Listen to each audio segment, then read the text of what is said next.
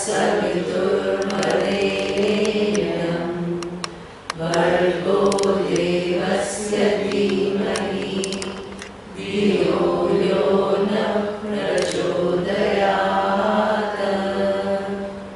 ॐ भूर्भुवस्सुवः तत्सवितुर्वरेण्यं भर्गो देवस्य धीमहि धियो यो न प्रचोदयात्।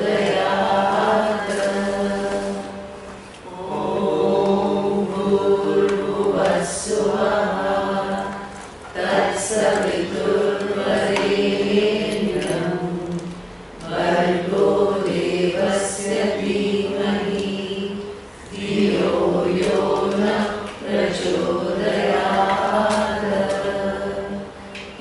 ॐ भूर्भुवस्सुवः तत्सवितुर्वरेण्यं भर्गो देवस्य धीमहि धियो यो न प्रचोदयात्।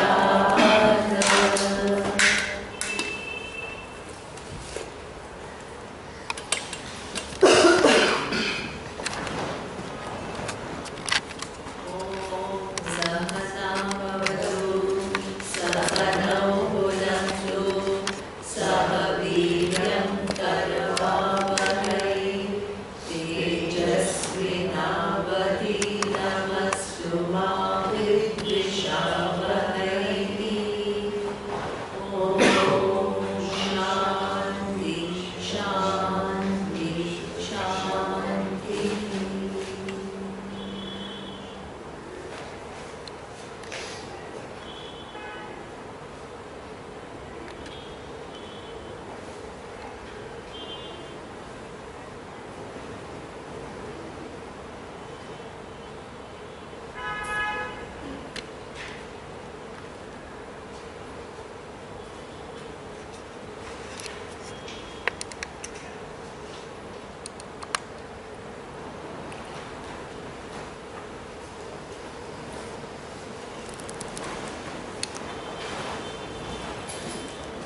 So we are on chapter 4,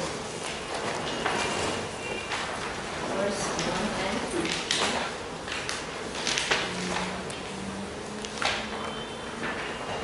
We did chapter 3 we finished, verse 16 we finished. Right? So now we are on chapter 4, verse 1 and 2. We will chant it together because it just comes together, and we'll sing the meaning. Shri Bhagavanuvacha imam vivasvate yogam proktavanahamavyayam vivasvanmanave praha manurikshvakadebravit evam parampara praptam imam rajarshayo viduhu sakale nehamahata yogo nashtah parantapa. So we'll chant after me.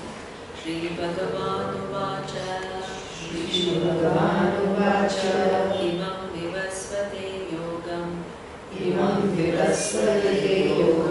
proktavanahamavyayam vivasvanmanave praha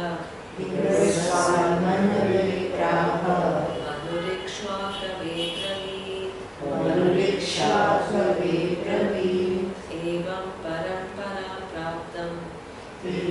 parampara praptam imam rajarshayo viduhu sakale nehamahata yogo nashtah parantapa. So here, one may think that what is taught in Bhagavad Gita is something that Lord Krishna for the first time transferred to Arjuna. So Lord Krishna himself says that this is not the first time this teaching is available. This has been going on for very, very long time. And he says, so that means he establishes the fact that there is a whole big teaching tradition.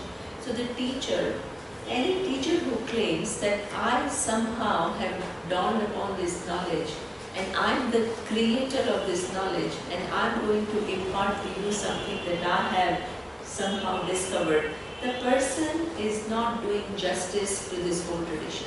Even Lord Krishna says that this knowledge has been coming for generations. Okay? So he says, Imam Vivasvate Yogam. In fact, in that whole teaching tradition, first Vivaswan received. These are just the people, right? Received this knowledge, and then what happened? From Vivaswan, it went to Manu, okay? And then this is what Manu taught it to Ikshvaku, and this is something which is a teaching tradition. So a teacher is really a link in this whole tradition. There is a verse, it's a very nice verse, where we say, and where do you attribute the knowledge to? To Ishvara. Okay? One thing you have to understand, human being does not create knowledge, human being removes ignorance. Okay? So for example, every knowledge, for example, you go to medical college and you want to study how the eye operates. Okay? So that means, what are you doing? Eye is already made, all the connections of how retina moves with other part, the liquids, the balance, everything is already there. Okay? What do? We just try to understand how this system works so that I can intervene intelligently if the system is not working well. Okay? So therefore, I have not created the eye, I am already come with. Okay? The entire body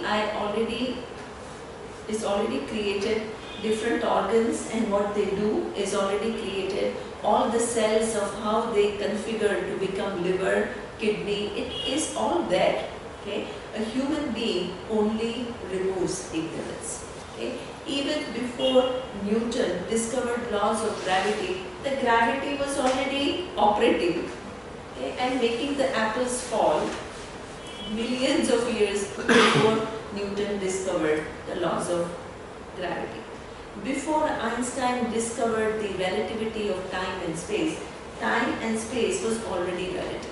So in any knowledge, not only this spiritual knowledge, the knowledge is something which is already there in the creation. Okay? So the place where all the knowledge rests is what we call Ishvara.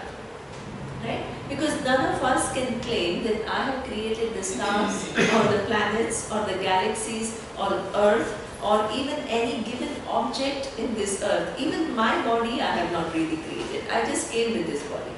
Okay? So therefore, the intelligent creation which has made it all possible is what we call Ishvara. Anything that you look at, how the plant works, there is knowledge within knowledge within knowledge. You can go to university and study just what?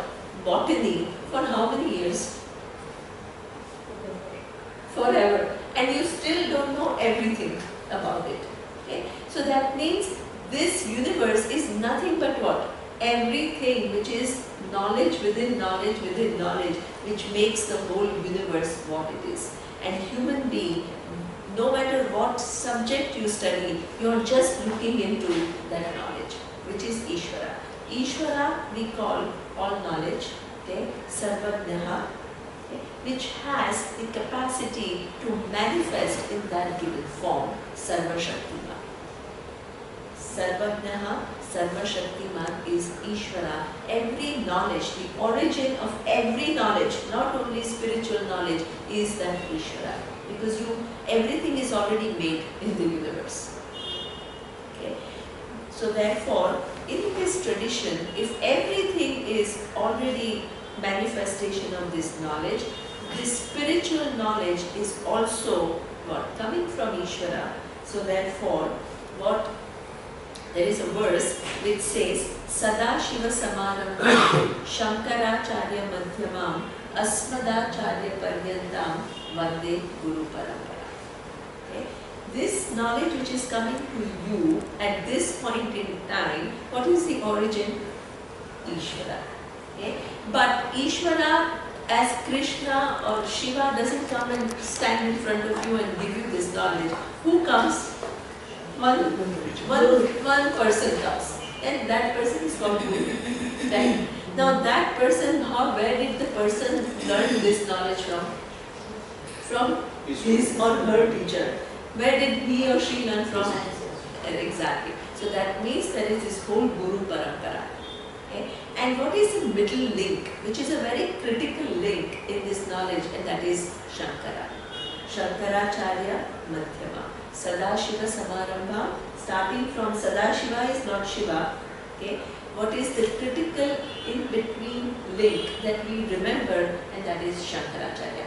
What is Shankaracharya's contribution to this whole teaching tradition? He did amazing work of writing commentaries on Bhagavad Gita and Upanishads. Okay. Now, why are these commentaries? For this little Upanishad, which is this size, Adi Shankara's commentary is this big. Why do you need to this much commentary to understand what this little text is talking about? Okay? Because Upanishads are extremely very concise in their presentation. Okay? Now there are so many implied logics. Unless you understand all these different logics which arrive at this given fact, if I just make a statement to you, you are limitless, and it is a fact, what will you understand? What will you understand? Very little. So I need a very sophisticated methodology to make you understand what I mean and what I don't mean. Right? So that whole methodology is contained in commentaries. Because you need to first establish that what Vedanta or Upanishads say is something which cannot be contradicted by logic. You have to show that, because otherwise anybody will make any statement and then what? You just have to accept it. That is not how any knowledge works. Okay? So first, his job is to present what Upanishads are talking about in detail and show you why it is so. Then he has to show you how it cannot be logically contradicted. He has to show you that. Okay? How does he show you that it cannot be logically contradicted? He takes many contentions that different people have. Because not everybody agrees with what Adi Shankaracharya is talking, right? So he has to say now, okay, what does Sankhya philosophy say? What does Yoga philosophy say? What does addressing your FAQs, frequently asked questions. Exactly. Right? What does Nayayika say? What does Vaisheshika say? What do people who are not into any of these systems, they are just free thinkers, what do they say? He presents each of these contentions and he says, if you take this, then how logically it does not hold.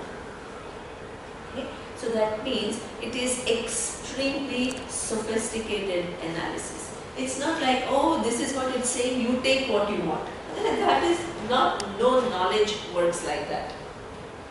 Okay? So therefore, you have to substantiate what you are saying and why it is right.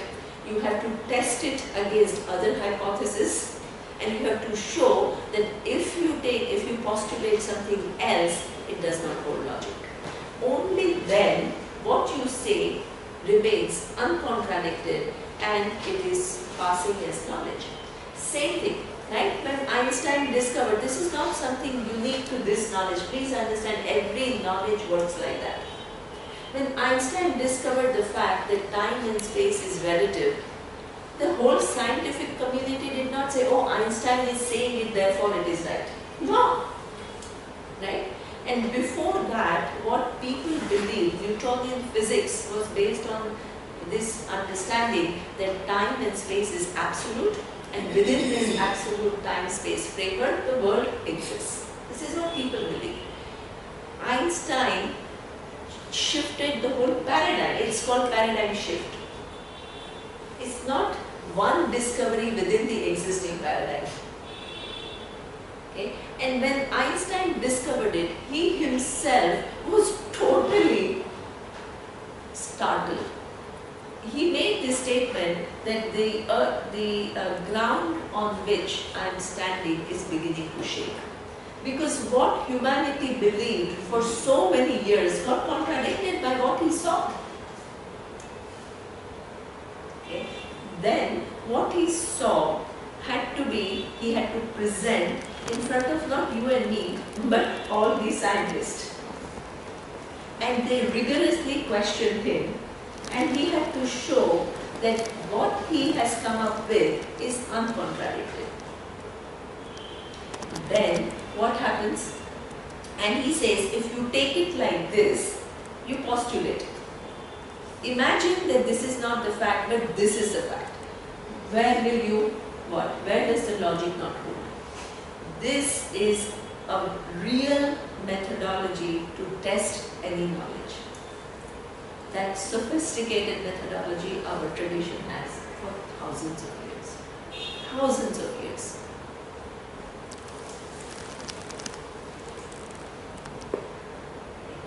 And what does the present teacher do? Understands not only what the Upanishads say, also based on the commentaries of Adi Shankaracharya. When I am teaching this, I have this much knowledge behind me, and I extract different parts of that knowledge to communicate what I want to communicate to you. Don't think I am just talking. There is years and years of study, years, and thinking about it, and reflecting on it. That's why if a physicist comes and listens to Vedanta, the teacher doesn't get shaken, doesn't start trembling. Teacher knows what he or she is talking about, if it is the real teacher.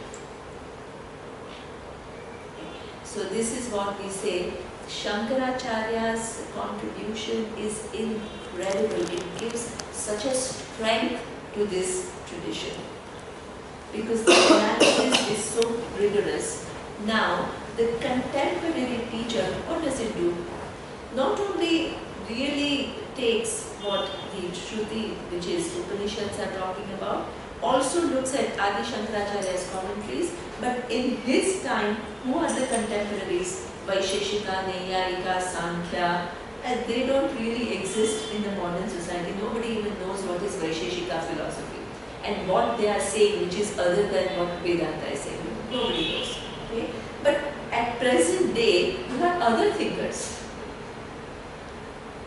Okay? So, if the teacher has understood what the teaching is saying, the teacher will also talk about some of the other thinkers who are thinking about what is the truth from their own standpoint. So that's why we extensively use what? Neurosciences. We use extensively quantum physics. We use the present day discoveries to either substantiate what Vedanta is talking about and how what Vedanta is talking about is uncontradictable. It stands the test of time. And it stands the test of time. No past, present, future. Exactly. So that means every teacher, what the teacher does, not only the teacher has the whole background, right, of all the past thoughts, but the teacher, if it's a real teacher, sees what are the present thoughts and incorporates those thoughts in the teaching to show that what Vedanta says cannot be contradicted. This is real teaching. Okay? Therefore, Swamiji, our teacher, takes what all the latest scientific thoughts. He's not afraid of that. He's not like, oh, in Shankaracharya commentary there is no mention of quantum physics, so why should I teach it? If what is said by Vedanta is the reality, it cannot contradict modern scientific discoveries. So the teacher's job is to make you see that. And you relate more to the student. And then you The relate, student can understand more because we're talking about the present instances and not just, Something Vaisheshika which philosophy or, happened. which had this contention or not. You, at some point you do, but a lot of it is what we are present for. Psychology. What does Vedanta say about personal growth? And how does it complement with psychology? What is the value added of Vedanta to the psychological model? All this the teacher must know. Otherwise the teacher is illiterate, just talking about Ragadesha and just some mechanical unfolding.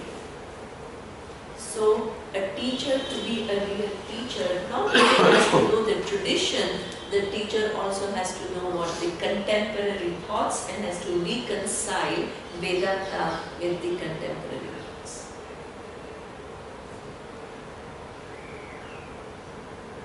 Okay? And this is what we call teaching tradition. You have scholarship and at the same time what? Creativity. Because you are along with times. You are not stuck in time. Okay? So this is what he says is the whole tradition. Sadashiva Samarabha, Shankaracharya Madhyama, Asmadacharya Paryanta, up to our teacher, the student is saying, and everybody is saying, that there is contribution of so many people in order to make this teaching available to me at this time and this place. Thinkers and thinkers and thinkers who have continued this tradition. Okay. Now Lord Krishna also pays respect to this tradition. He doesn't say that I am the first one who's teaching you this knowledge. He says this knowledge has been coming. Guru Parampara is there. Now, a lot of people ask this question, what is the relationship between Vedas, Vedanta and Bhagavad Gita? So you need to know, just in brief, okay, how is Bhagavad Gita related to Veda? Because Veda is way ahead of Bhagavad Gita in terms of time, chronological time. Veda, the body of knowledge which is within Veda predates Bhagavad Gita. Right? Now, initially, Vedic tradition was an oral tradition. Some rishis saw this fact about what is the nature of mind. Just like Einstein, by thinking about things, one day he saw a reality. That ignorance that we all had was removed. But it was not removed randomly. He had years and years of reflection before that particular knowledge was revealed. That whenever the person becomes the pioneer in removing that ignorance, you call that person the Rishi. After that, whatever Einstein discovered is available to us, not directly through Einstein. How is it available to us? Through my physics teacher. Because the physics teacher that I go to has hopefully understood those theories and has the methodology to communicate to me what that person understands. Right? So therefore, the Rishi is the one who understands a certain reality. And that person starts communicating that reality to somebody else and showing the other person how it is so. Okay? So this is the first recipient of knowledge.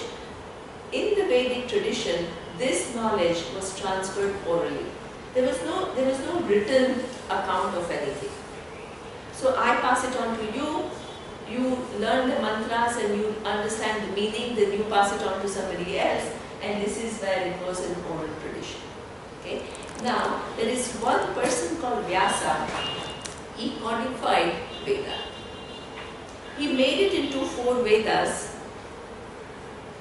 Samaveda, Atharva Veda, Rig Veda and Yajurveda. Okay? So you have 4 Vedas. So what he did, he codified mantras and he kind of made it into 4 Vedas. Within the Veda, there are 2 sections. One is what we call Karma Kanda, which is the first part, and what is in the latter part of the Veda is what we call Jnana Kanda, which is called Vedanta. Right? Vedanta is a positional name, what appears physically at the end of the Veda. Right? This is what we call Vedanta. Okay? Now, when you look at a physics book, do you create a distinction based on what appears in the end and what appears in the beginning? You don't. Right? So why in Veda you create a distinction between the first portion of the Veda and the end portion of the Veda? You create that distinction because the subject matter is different. Okay? Karma Kanda, what does it do? Talks about karma, Excellent. doing things, how to do it and whatever. Excellent. What does Karma Kanda do is, the starting point of Karma Kanda is, you as a human being, you have desire for artha and kama. You have. Everybody is born with what? I want security, and for security I want money, I want position, I want relationships, I want power, I need all kinds of things, right, for my security. This is a starting point, and Vedas don't say that you are ignorant. It says that it goes along with you. Why? Because you have it. It doesn't tell you that you should have it, you already have it. Okay? Now, if you have desire for, let's say, artha, money or whatever, you already know many different ways of getting that money. Somebody wants to become what? A businessman, somebody wants to become an entrepreneur, somebody wants to become a professional, somebody wants to become an engineer, somebody wants to do an MBA. So you have all these different methods that are available for you to make money. You have so many, when you, especially if you go to the US, it's like the number of courses that they offer and the subject matters they offer is like overwhelming. We thought it is only about arts, science and commerce, and then there you have this huge big choice of things that you can do and learn, and through that learning there is enough that you can make. Society allows different ways of earning money also. Okay? So therefore, you already know these are your known ways. You don't need Veda. You know, these are the ways that I do. The problem is, you don't always get what you want. If everything you got according to your want, you don't need Vedas. What Veda says is that you don't always get what you want because there are so many unknown variables over which you have no control. There are certain known variables that you identify and you work.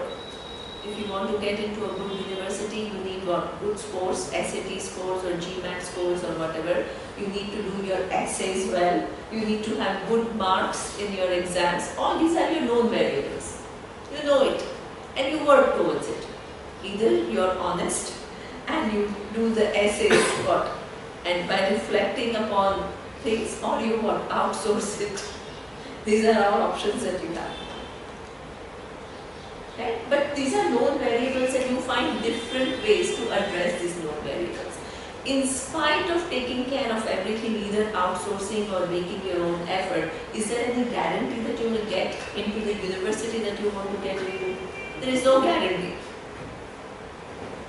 Right? So that means there are so many unknown variables which are at work that you have first of all, you have no knowledge of, and second, you can't control. What are you going to do? But you still have the desire to go to that university and you really want it. Veda says, hey, I will help you. Okay? These unknown variables which are unknown to you are not unknown according to the laws. Because the laws of cause and effect are connecting so many variables to give you the result, and you have knowledge of how many variables, only a few. Okay. So to this order, to this Ishvara, which is in form of this cause and effect relationship, to that Ishvara you pray. So these are what we call rituals and prayers which are prescribed in Dharmakaya. How does a prayer work? You must understand how a prayer works. Because you can say, 2 kids were praying, I get into an Ivy League school. They prayed really hard. Okay? One got in and the other one did not get in. So why was somebody's prayer answered and the other one's prayer was not answered? You did the prayer correctly. You did the Exactly. You did the yagna properly.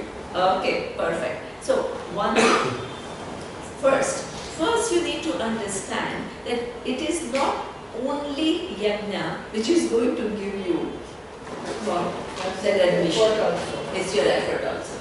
Right? So that means your known variables you have to do properly. Right? You can't just say For that both- is it. For both the students. Exactly. Right? So that means for both the students, it's a given, you must understand. Prayer is not the only variable which is at work. Prayer is working along with the other variables. Okay? The other variables are what? How well you do your essays, how well you do your exams, SAT exams, how well you do in your marks, in your academic records and everything. Okay? So this is something that you can't leave it to prayer to do the job. This you have to do. What does prayer do? It adds one more variable in your favor. It is all a game of probabilities. You change the configuration of the result framework. Because let's say if 3 variables are operating, by adding a prayer, which is an action, what are you doing? Adding a 4th variable, which works in conjunction with the existing 3 variables to give you a result.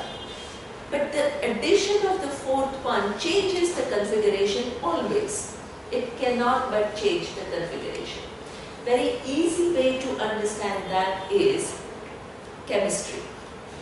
In chemistry, you have H2O, which is what? 2 hydrogen atoms and 1 oxygen atom. What is the outcome? Water. Right? Now, I add one more variable. I add one more oxygen atom in that configuration. It becomes H2O2. What is the outcome? What is H2O2? Hydrogen peroxide. So that means that one oxygen atom that I added, it has to interact with what? The existing 2 hydrogen atom and 1 oxygen atom. This is the law. And it gives you a different outcome than what was earlier. Whether that outcome is in keeping with what you expect or not is a different thing, but that it changes the configuration is a fact because it follows the laws. So, by a prayer, you are adding one more variable to influence the outcome, what? In your favor. You are increasing the probability. Once you understand that, there is no action that you will do without a prayer. Why? Because you want success. You want to do well in whatever you choose to do. Whether it's a university admission or it's your business or it is your personal relationship, wherever. Nobody wants to fail. Everybody wants to succeed. And everybody has few known variables and everybody has many unknown variables in every aspect of one's life. So, in intelligent living is, you don't give overemphasis on prayer. You work on your, that is given as Tushar says. You work on your known variables. That is something that you have to. There is no choice there. But in addition to it, you have to add one more act, which is an act of faith, to influence the outcome in your favor. That is intelligent living. You use the laws, what? To help yourself. Like the scientist, they discover the laws of gravity are discovered. Based on that, what all do they accomplish? They send what? The rockets to the outer space and all that, understanding how the laws work. You are working within laws. The minute you recognize the laws, you can help yourself with it. Prayer is exactly like that. If you understand there are laws of cause and effect which is governing your life, you use them to your advantage. This is what we call prayer. Very smart. So Einstein and all these guys, the Rishi, they used to have a good dose of prayer in their. Absolutely. If you see Einstein, he says, there is a play by Nasruddin Shah, and the name of the play is Einstein. Okay? And he's the only character in the whole play. Okay? And he starts and he ends the play by one sentence: God does not play game of dice. God does not play game of dice. That means there is no randomness in the creation. A great thinker like that, he sees that, my God, the universe is showing mind-boggling intelligence. How can you ignore that intelligence? If you ignore the presence of that intelligence which is making billions of cells within your body coordinate, right, at every given point in time to perform so many intelligent functions, are you being objective? You are. Vedanta is all about making you see certain realities, in light of which you change the way you think, the way you behave, and the way you feel. You can't ignore certain very fundamental basic realities while you live. Because if you do, you are what? At times you are creating a friction between the realities and what you are thinking, and in that friction is a lot of suffering.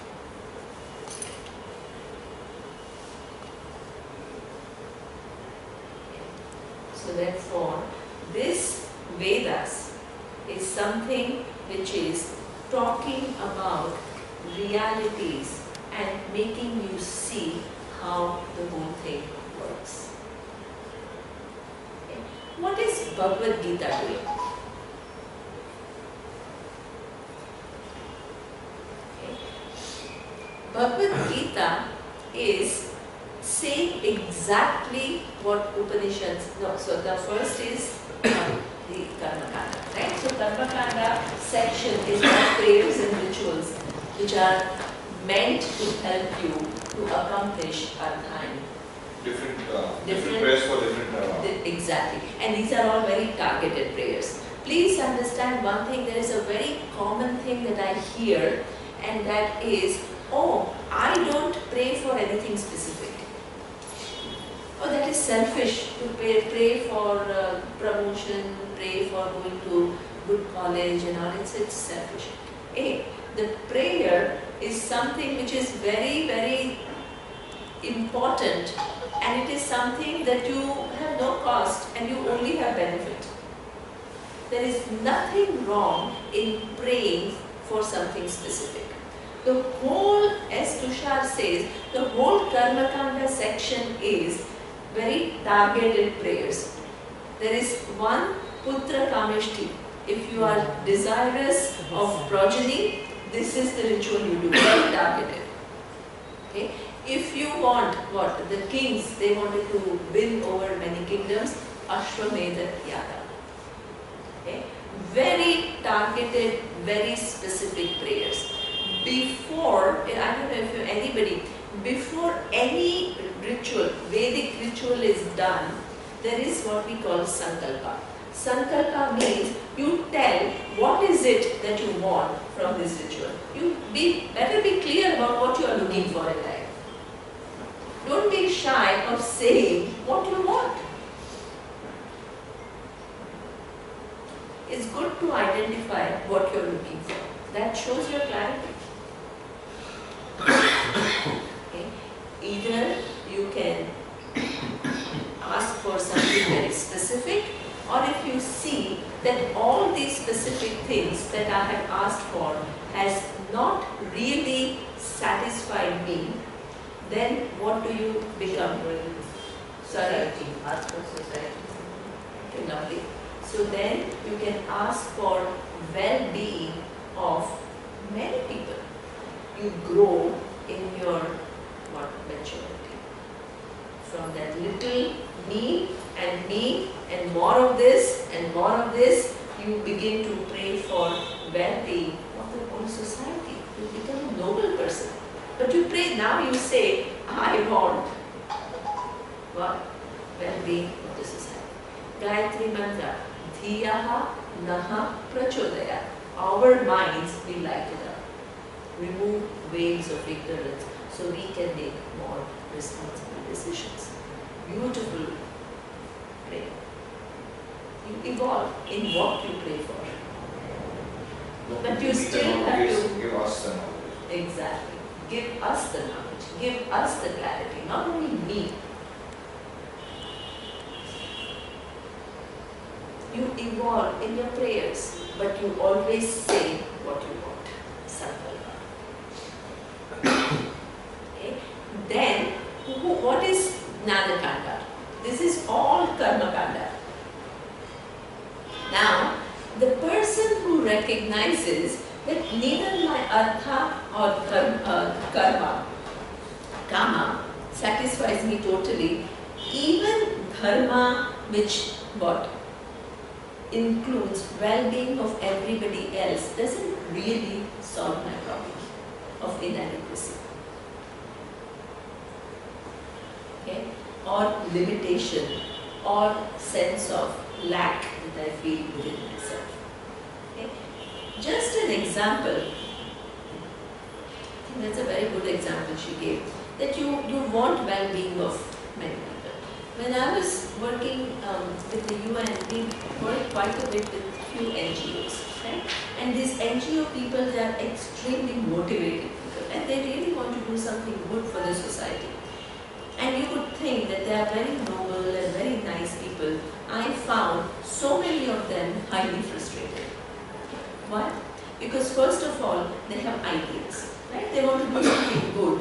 In order to do something good, what? They give up their, let's say, corporate jobs. So that's a huge personal, financial sacrifice, okay? And because of that financial sacrifice, what your lifestyle, your whole thing gets impacted.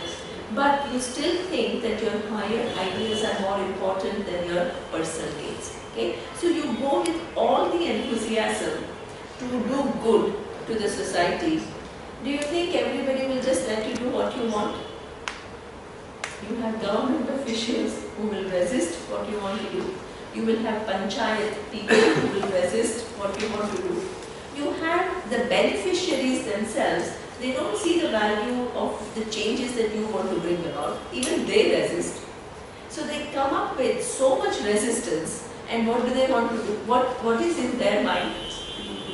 To do good, right? They feel that I want to do good. I have sacrificed so much to do good, and now I meet with so much resistance to do good. What is their mindset? They are frustrated.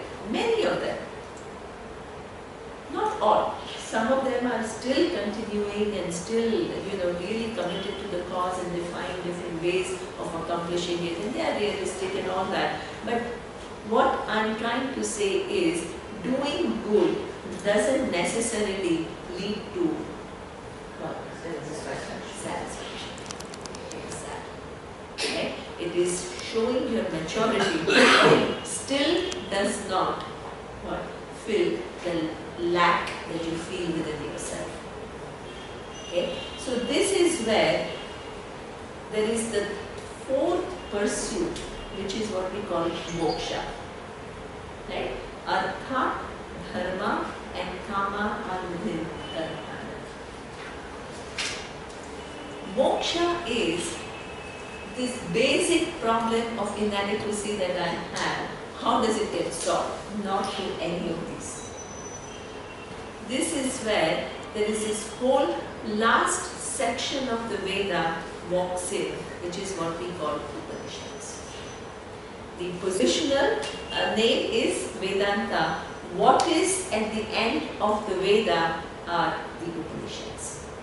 Okay? The word Upanishad itself reveals the subject matter. Okay? There is Sat, in any Sanskrit word, the way the word is formed is you have a root and then you have what? Prefixes and you have suffix. This is how the word is formed. Okay? In the word Upanishad, there is a root which is Sat. Okay? And there are two prefixes. One is Upa and the other one is Ni. Okay? So Sat is the root, Upa is prefix, one prefix, and Ni is another prefix. Upsatni. Exactly. So Upa, Ni and Sat. Sat is the root and two prefix, right? So first, what is Upa? Upa means something which is near to you. Upa is Samipe. Samipe means that which is near. What is near to you? What is near to you? The word near is relative, right? Compared to all the other galaxies, Milky Way galaxy is near. Compared to Milky Way galaxy, your solar system is near. Compared to your solar system, what? Earth is near. Compared to Earth, and compared to Earth, India is near. Compared to India, Bombay is near. Compared to Bombay, Kala Ghoda, this gateway of India is near. Compared to this gateway of India, this building is near. Compared to this building, this room is near. So that means it all just depends. What is your reference point? It keeps changing. What is that which is not relative? It is the near for everyone, the nearmost for everyone. Yourself. Atma. Excellent. Okay? Atma is not relative. For everyone, the nearest is Atma, self. So, this is knowledge about self, Atma, Upa, which is the nearest to you. Now, you can ask, why do I need to know Atma? I already know I am. All these years, you know your Atma is. Right? Why do you need the end portion of the Veda to show you who you are? Okay?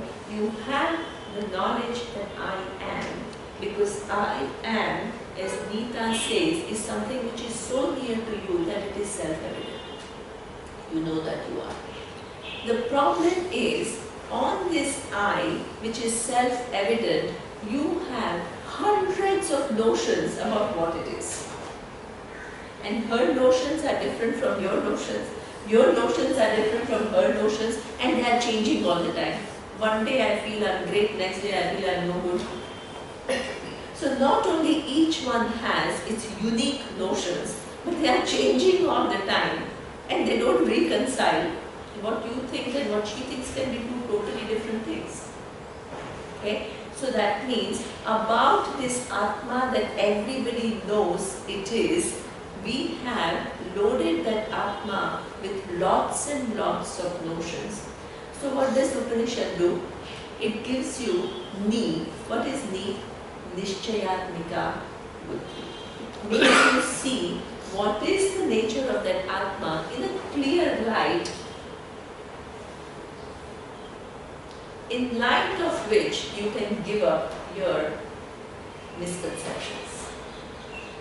So, Upa refers to knowledge of something which is near to you, which is Atma. Ni is Nishchayatmika, ascertainment of what is the real nature of Atma, which enables you to give up misconceptions. And what does it lead to? The root, the truth, which the root meaning of Satlu is also that which helps you to remove. It helps you to remove what? Exactly. Misconception, remove your ignorance. Okay. The second root meaning of this Sat root also means that it helps you disintegrate it. Okay? Disintegrate means what? That all the notions which are based, there is one ignorance about, first error to make about the nature of yourself, which is what I am, this limited individual. That is the first error. But it's not a simple error, it gets compounded with other problems. Your starting point is wrong about Atma, which is you think it is as good as the body and mind. Based on that error, all the other, what are the other compounded errors? You engage in the world to get rid of this limitation. When things don't happen your way, what happens? I'm no good. That is the first limitation. Then on top of that, I am no good. The third is what? Anger. I'm angry towards what I think is responsible for me not getting it. Anger, frustration, sadness, jealousy. For somebody that I think has achieved all this, that means your whole individuality gets all loaded with one simple basic error. It's not an innocent error. Okay? So it, by addressing, otherwise what happens? You go to a self-help group. What it will do? It will only tell you, hey, this anger you can adjust a little bit here and there. This sadness you can adjust a little bit here and there. It does not address what? The root cause. The root cause is you have put your eye at a wrong place. So therefore, like the tree, you keep on cutting the branch. If the roots remain intact, what will happen? They'll keep growing again and again and again. Okay. So what Upanishads do is the root cause, which is the mistake that we all make about what is the nature of Atma, which then leads to all these different subsequent problems. It addresses that root cause. So that's why when you address the root cause, everything else what automatically disintegrates.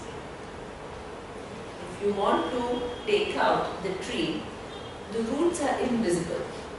You only see what?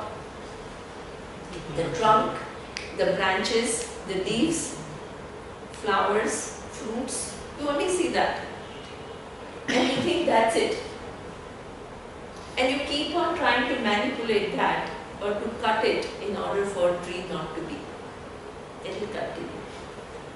Until you say, hey, the basis of this tree is what this root, which is invisible to me, but it is there. And then you uproot it. Then the tree is gone.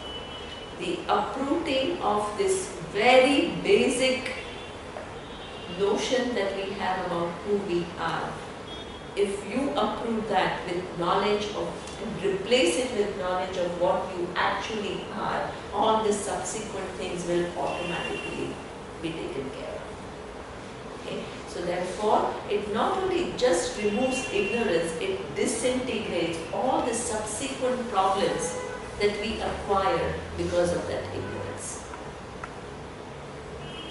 And it makes you, the third root meaning of that sat root is, it makes you gain. It makes you gain what? So the freedom that you are searching for. Moksha means freedom. The freedom is gained by knowing the fact that I am already free.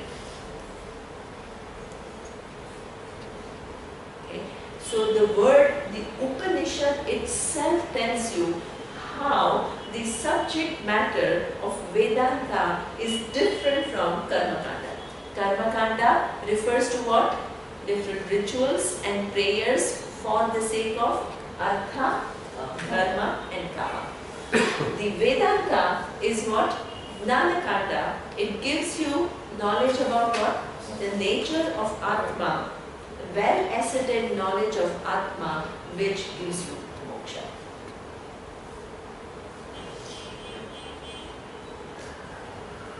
Okay? So this is what is appearing at the end of the Veda, which is Upanishads. Now, what is Bhagavad Gita? Okay. Bhagavad Gita appears within a text called Mahabharata. Okay. In that Mahabharata, there is this whole big story of Arjuna and the prince and Hastinapura and all that. And the knowledge that is given in Bhagavad Gita is identical, as Lord Krishna is saying, is what is given in Upanishads. This is why at every end of the chapter of Bhagavad Gita, I don't know if you are used to chanting, do you have a Gita book to chant? You chant? So I don't know if it says, Iti Srimad Bhagavad Gita Su Upanishads Brahma Vidyayam Yoga Shastre Shri Krishna Arjuna Samvade, then whatever, Bhakti Yoga Nama Dvadashodhyaya. Okay? So that means Iti Srimad Bhagavad Gita Su Upanishads. Okay? Whatever is said in Bhagavad Gita is also said in Upanishads. What are the two topics? Brahma Vidya. What is Brahma Vidya? I am Atma is Brahma. This Atma is limitlessly big.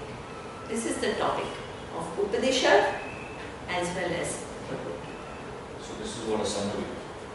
It is, okay, now that's right. It is reiterating what Upanishads say. Lord Krishna is explaining in his own words. It's more understandable Now, to the common, right? okay, Is that? excellent. I'm coming to that, right? So Brahma Vidya is something which is common, exactly equal in Upanishad and Bhagavad Gita. What makes Bhagavad Gita such a popular text, right? Upanishads, people in fact in Indian culture, they don't even know what is Upanishad and Vedanta and all that. No clue. Bhagavad Gita, everybody knows, right? Why does everybody know Bhagavad Gita? What is so special about it? This is Tusha's question. Okay? The second part, Yoga Shastra. What is Yoga Shastra? Bhagavad Gita not only talks about this knowledge, which is the main vision of who you are, it also extensively discusses how do you gain the maturity to understand and live this vision.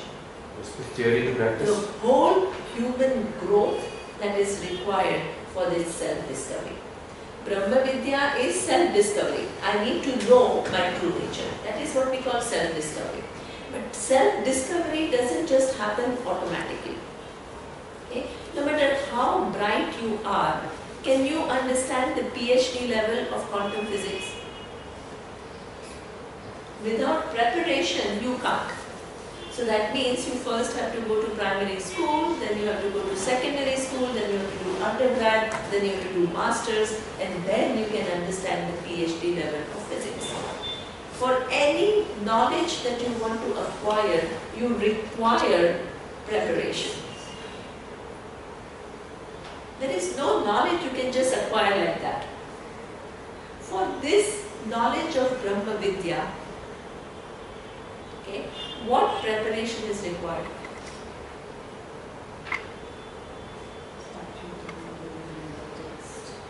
One thing is, yes, one thing is you study in depth and you study with a competent teacher who can explain to you the meaning without distorting the meaning. That is true. But on your part, what is needed? You should have lived life and you should have an inquisitive mind. Excellent. And, okay, excellent. You should have lived life, okay, and you should have an inquisitive, open mind, okay. This open-mindedness is something which is so important for Vedanta because what Vedanta says is so different from what you think about yourself. Okay. Every time there is any knowledge which contradicts what you have believed about the world for so many years, what is our reaction? There is a resistance. The resistance comes in many different forms. The resistance comes either trying to, I have one student in one class, one sentence I say and she says something counter. And I said, okay, I love this fact that you are thinking about it, but give me a chance to at least unfold some idea completely, then you can ask questions, right? Otherwise we can't proceed. Okay? So therefore, there is the first thing is what you kind of negate it. That is the first response we have. You don't want to accept it. There is a resistance. Okay? The second thing is what you already have framework. This is a very common resistance. You have, and especially to those who have read something about spirituality before. So they have all these different information that they haven't processed. It's all lying in form of all these information. Okay. Now they receive Vedanta and they have created some kind of a framework based on their previous. No. What they try to exactly, either they compare or they try to fit what Vedanta says into their existing framework. Okay? So I have already decided what it is. Now I just want Vedanta to reconfirm what I already think. Does any knowledge take place like this? No knowledge takes place like this. You have to question your existing framework and you have to change your framework if what Vedanta says is more accurate. So this is a very subtle way of resisting reality. You distort the reality to suit what you already think.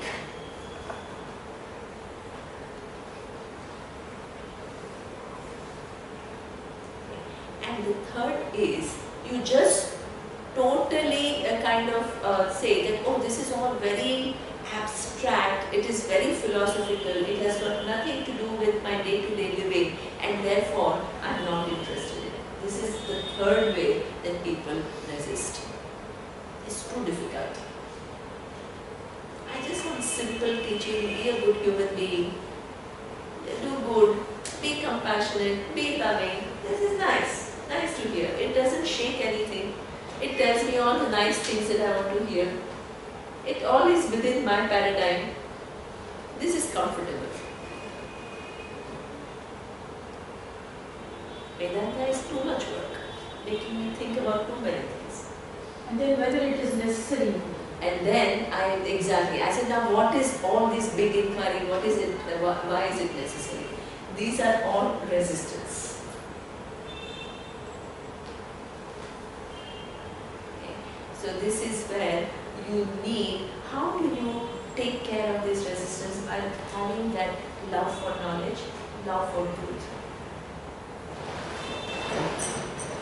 A mind which has love for knowledge, love for truth, is a mature mind.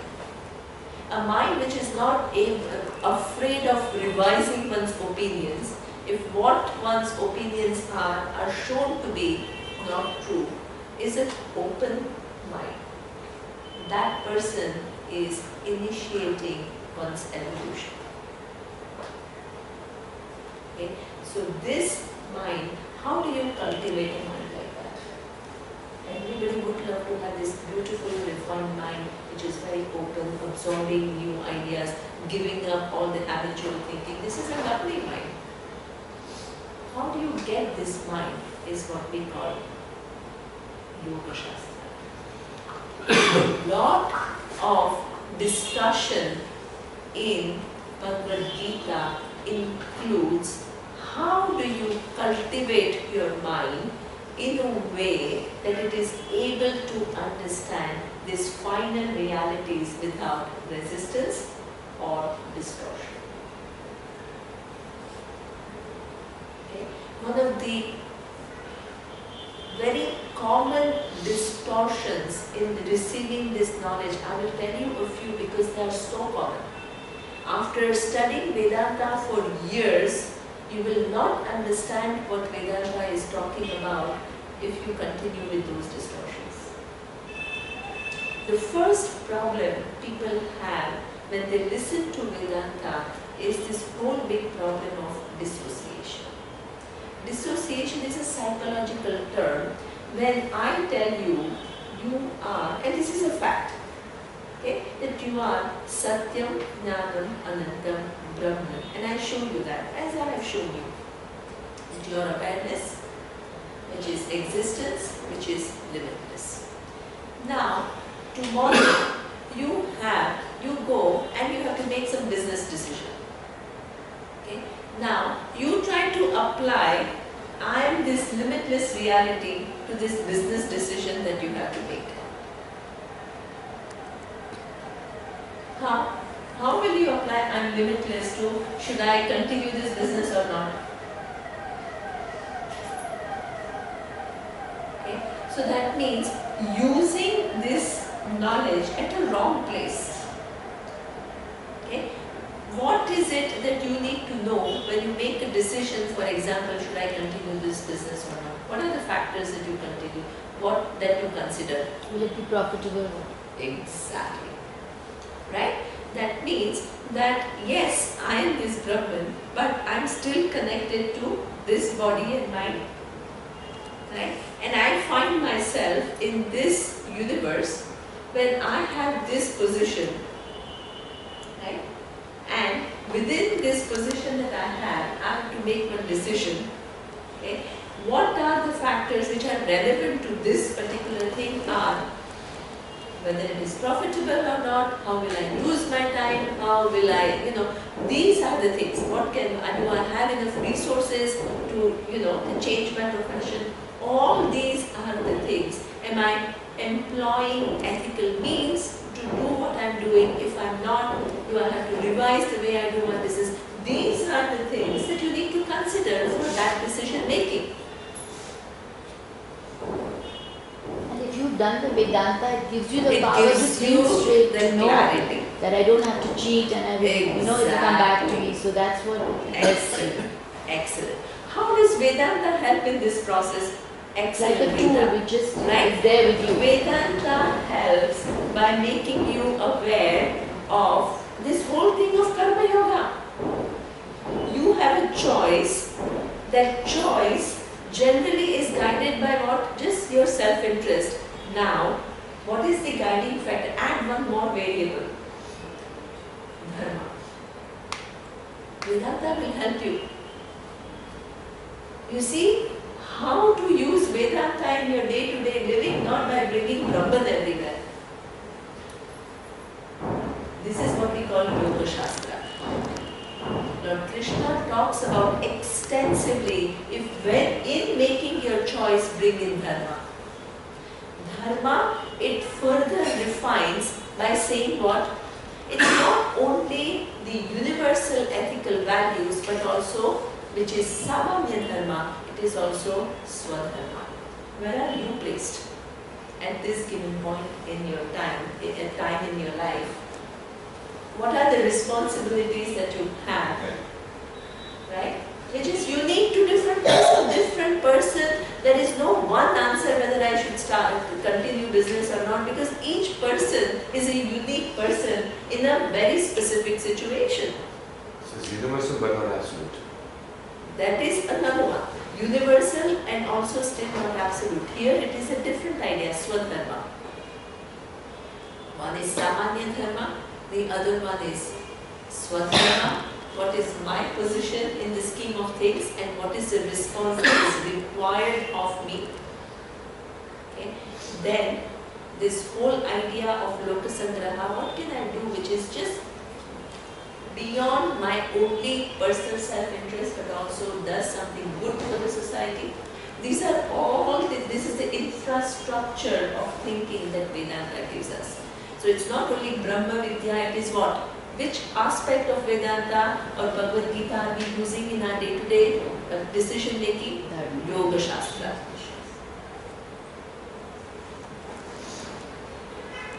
Right? When results don't happen, I have intervened intelligently, and in spite of intervening intelligently, when things don't happen my way, what is going to be my response? Yoga Shastra. Understand that there are laws which operate from a much bigger framework, instead of trying to resist fact and to take on all the burdens on myself saying I'm no good, or blaming the world and getting into this vicious circle of dissatisfaction. I help myself and say what? That the framework within which I operate, the laws are doing their job. How can I help myself? What can I do differently to get what I'm looking for?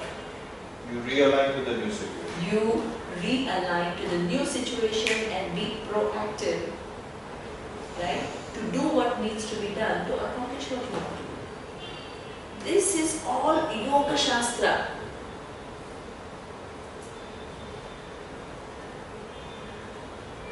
You have emotion. Some event happens and you are sad. Oh, I should not be sad. Oh, Brahman is free from emotion.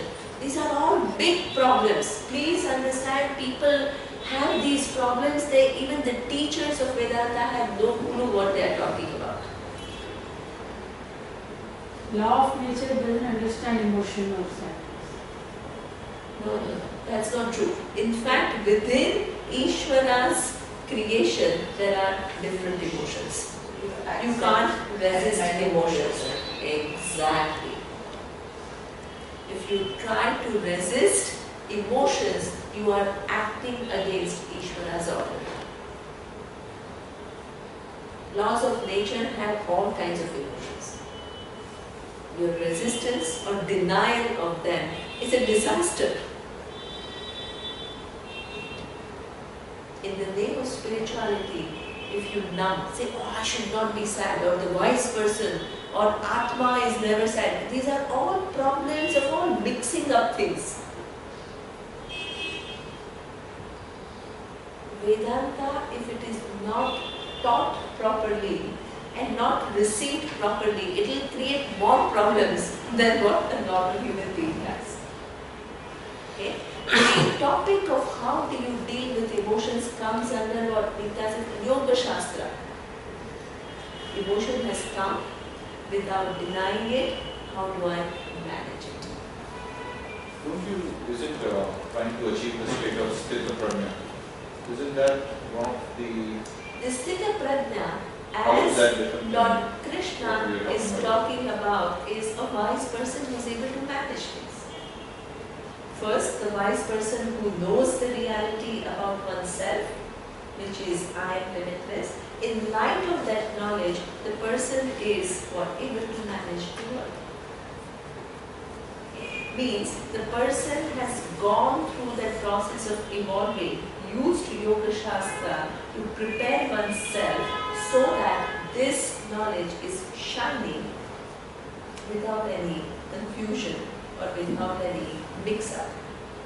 And when it is shining without any mix-up means that the person at a relative level also is operating from clarity. Understanding the laws of karma effortlessly. Before initially you have to make an effort to bring all these different learnings into the equation. For Sthita Prajna, all this is well assimilated because of years and years of Practicing. exactly. Okay. That's what you strive for. That is what is. Okay. Initially it is an effort, later on it will become spontaneous. It will become part of your value system. Is that the moksha? And this is what we call moksha. The person who has undergone what? Brahma Vidya means inquiry into the nature of oneself, and Yoga Shastra is what? Dealing with all these things. Your emotions, when the responses to different kinds of situations that arise in your mind, when you make decisions, how much you incorporate not only your well-being but the well-being of everybody else, how much you use dharma, how much you interpret dharma accurately, all this is your personal growth. Without this personal growth, that knowledge will not take place.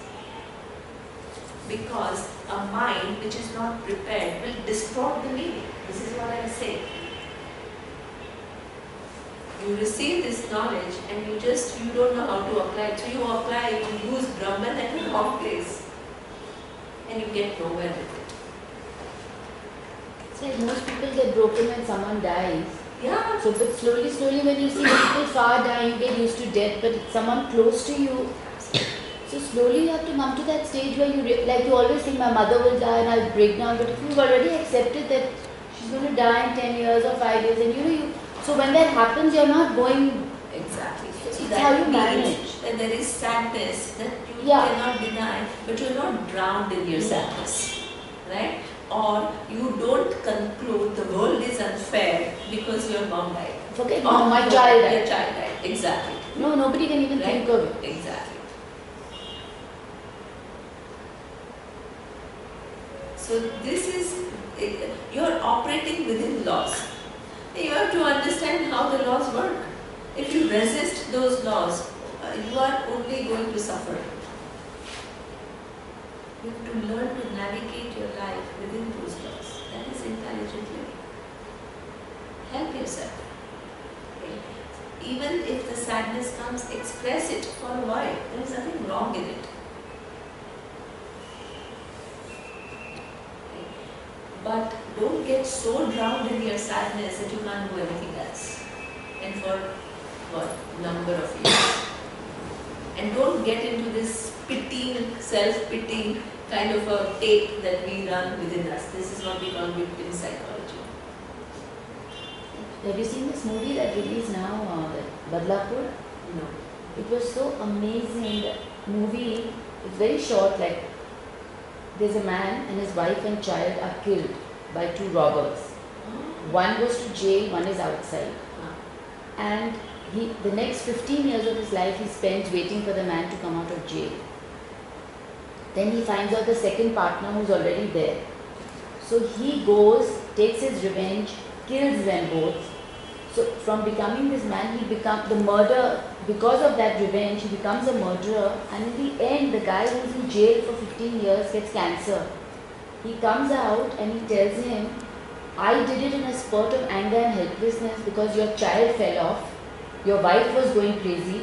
I was driving the car and I had looted crores of rupees. So I turned around, the gun is in my hand and I shot her in anger. But look what you've become. You've become something, you've lost your mind, look what you've become. I'm giving you a second chance. So he takes the murder that he has done on his head and goes to jail because he's not going to die in 6 months. And this man is standing outside now, he has killed people, he's lost his whole life because he gets so drowned in the revenge that he becomes the crime. He Becomes a criminal. yeah. So it means just for that revenge and his whole life is ruined. And the one who had gone to jail realizes this and tells him, I'm giving you a second chance, look what you're doing or look what you did. So it's just that how we get involved in How we create the whole story, Yeah. we devote our whole life based on just our thing and then we go on increasing. So that range That can range, become, exactly. you become So, the, so that means this Have you Yoga seen it? Shastra is an extremely important part of your that growth and maturity which will enable you to see what Vedanta says in a proper light without distorting. Because if you have a distorting mind, in small things, if you don't see things clearly, when this teaching comes, what? There is a big time projection. Okay. So therefore, you need a mature mind, and there Vedanta in Bhagavad Gita, there is a Karma Yoga is all about what? How to gain that composure. Okay? All these discussion, Raga Dvesha discussion, all about how to have the mind which can understand that reality and can live that reality without confusion. So this is why here he says that this tradition is something which is continuing, and Gita is part of that whole tradition. Brahma Vidya and Yoga Shastra.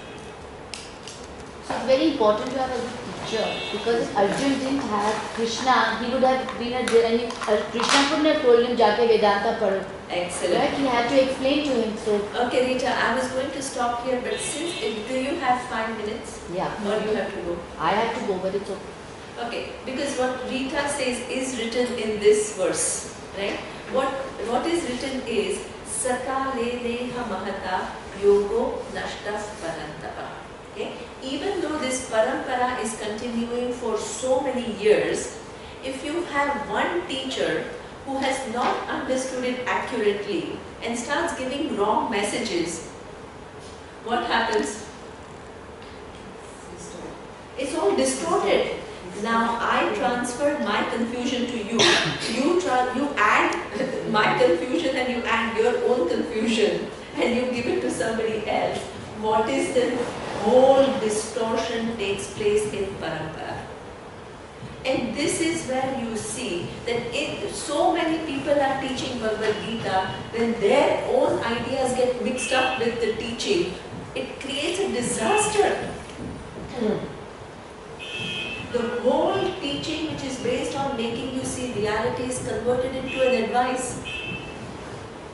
Don't have raga, don't have dvesha, don't have emotion. The wise person has no emotions. Hey, where there is nowhere in the Gita where it is written.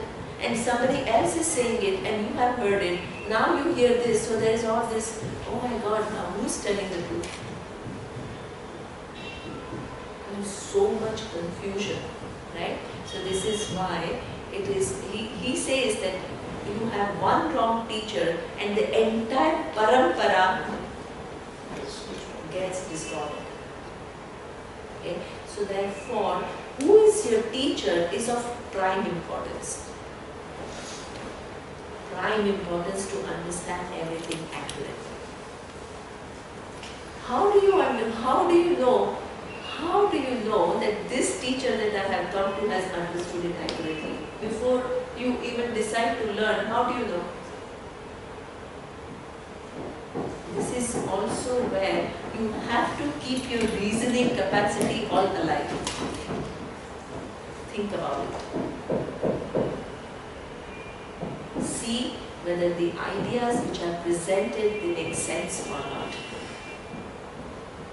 So you could be a seeker and have gone to various teachers, Yeah. and then you'll settle down with the one you. Who Yeah, so it's the search. Yeah. The second thing is you pray. You ask that pray, you ask the Ishvara to connect you to the teacher who understands it accurately. Pray for it. Right? You have to say, my commitment is to truth. You connect me to the person who can reveal this truth. Pray every day. Because sometimes you yourself are so not knowing, you don't even have the capacity to assess who knows and who doesn't know. So you have to keep your reasoning alive and second pray. With both you will be safe. You will be in a safe hand. You will be connected to a person who can show you this teaching without any addition or subtraction of one's own. You have to do justice to this book, which is an amazing book. It's not an ordinary book. You can't add your own limited ideas and distort it. Okay, so this is this. Thank you. Om Purnamada Purnamidam Purnat Purnamudachyate Purnasya Purnamadaya Purnameva Vashishyate. Om